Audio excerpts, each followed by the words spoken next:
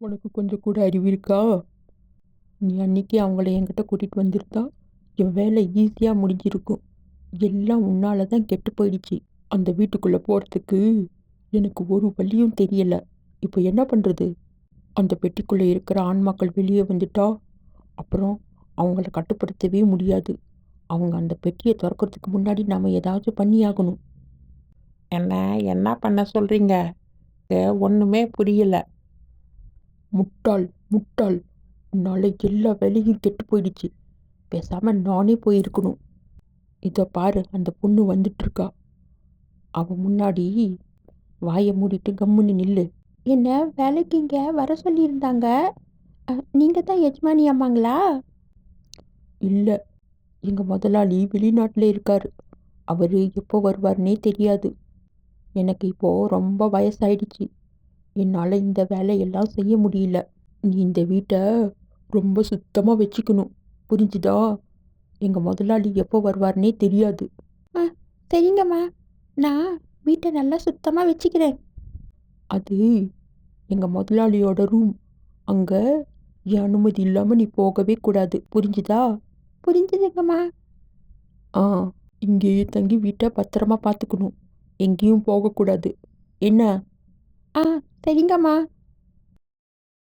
உங்கள் மேஜிக்கை வச்சு அவங்கள கண்ட்ரோல் பண்ண முடியாதா? நிச்சயமாக முடியும்.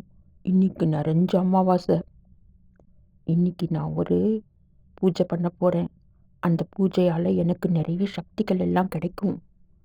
அந்த சக்திகளை வச்சு அவங்க வீட்டில் என்ன நடக்குதுன்னு என்னால் பார்க்க முடியும். அந்த சக்திகளை வச்சு அந்த பொக்கிஷத்தை எப்படி எடுக்கணுங்கிறதையும் நான் இன்னைக்கு ராத்திரி கண்டுபிடிச்சிடுவேன். இன்னைக்கு ராத்திரி 12 மணிக்கு நாம் பூஜையை ஆரம்பிக்கலாம், புரிஞ்சுதா? அடர்ந்த இருளில் நிறைந்திருக்கும் சக்தி, என்னுடைய கேள்விகளுக்கு பதிலளி. நான் தேடும் பொருளின் நிலைமை என்ன என்று இந்த கண்ணாடியில் எனக்கு காட்டுங்க. என்ன இது சத்தம்? எங்கிருந்து வருது? நம்ம போய் என்னன்னு பார்க்கலாம். ஆ, என்ன இது? எல்லாமே இப்படி கைமீறி போய்விட்டதே.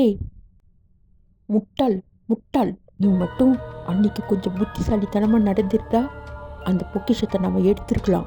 உன்னோட முட்டாள்தனத்தால் என்னோட பொக்கிஷமே போயிடுச்சு. இந்த ஆன்மாக்கள் இந்த 2 பேரையும் தன் வசத்தில் கொண்டு வந்து விட்டன. இனிமேல் இவர்களை காப்பாற்ற எவராலும் முடியாது. அப்படியா? ஏதாச்சும் ஒரு வழி இருக்கும் இல்லை?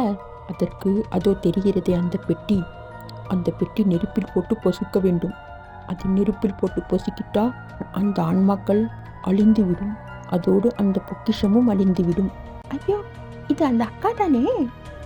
இந்த அக்கா ரொம்ப ஆபத்தில் இருக்காங்க போல இருக்கு. ஐயோ, நான் அவங்கள எப்படியாவது உடனே போய் காப்பாத்துறேன். அட, யாரோ கதவு தட்டுறாங்க. அப்பா வேற இப்படி வினோதமாக நடந்துக்கிறாரே. அட, நீங்களா? ஆமாம் தம்பி, நான் உனக்கு உதவி பண்ணுறதுக்காக தான் வந்திருக்கேன்.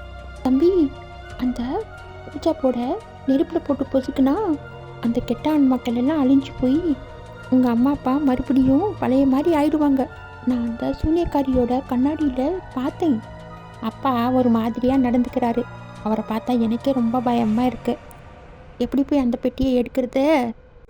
நீ வா, நம்ம ஏதாச்சும் ஒரு ஐடியா பண்ணி அந்த பெட்டியை எடுக்கலாம். நீ போய் எவ்வளோ முதல்ல புடி. நான் இந்த ஆன்மாக்களை மந்திரத்தால் கட்டுப்படுத்த முடியுமான்னு பார்க்குறேன். இங்கே சுற்றி கொண்டிருக்கும் ஆன்மாக்களே, என் கட்டுப்பாட்டுக்குள் வந்து விடுங்கள்.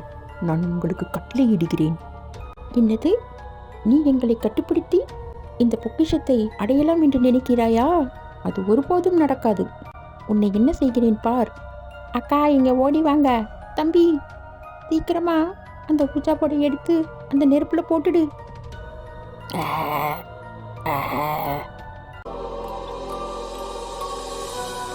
ஏய் தம்பி, எதுக்காக இப்படி பண்ண?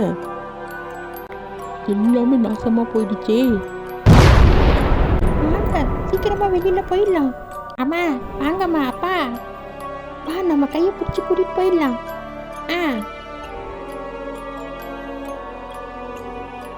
நான் எங்கே இருக்கேன்? நான் எங்கே இருக்கேன் மிக்ஸி? நீங்கள் 2 பேரும் நடு ரோட்டில் படுத்துட்டு இருக்கீங்க. ஐயோ ஹாரி, நம்ம வீடு என்னாச்சு? அதான் மிக்ஸி, எனக்கு ஒன்றும் புரியல. அக்கா, உங்கள் வீடு நெருப்பில் எரிஞ்சு சாம்பல் ஆயிடுச்சுக்கா. ஐயோ, நம்ம வீடு இப்படி ஆயிடுச்சு. நம்ம இப்போ தானே ஆசை ஆசையாக வாங்கணும். அம்மா, அதுக்கு தான் பேராசைப்படக்கூடாது. நடந்தது என்னன்னு உங்களுக்கு தெரியுமா? அப்படியா ஷின்சான்? அப்படியா ஷின்சான்? அப்பா, எதுக்குப்பா கவலைப்படுறீங்க? நீங்கள் தான் வீட்டு மேலே இன்சூரன்ஸ் போட்டிருந்தீங்கல்ல, இன்சூரன்ஸ் கிளைம் பண்ணிக்கிட்டா போச்சு. இதுக்கு எதுக்குப்பா இவ்வளோ கவலைப்படுறீங்க? அட ஆமாம் ஷின்சான், நான் அதை மறந்தே போயிட்டேன். இன்சூரன்ஸ் கிளைம் ஆகி வீட்டு கட்டி முடிக்கிறதுக்குள்ள எப்படியும் 7-8 மாதம் ஆகிடும். அக்கா, நீங்கள் ஒன்றும் கவலைப்படாதீங்க. நீங்கள் வந்து எங்கள் வீட்டில் இருங்க. அப்படியா? ரொம்ப தேங்க்ஸ்மா.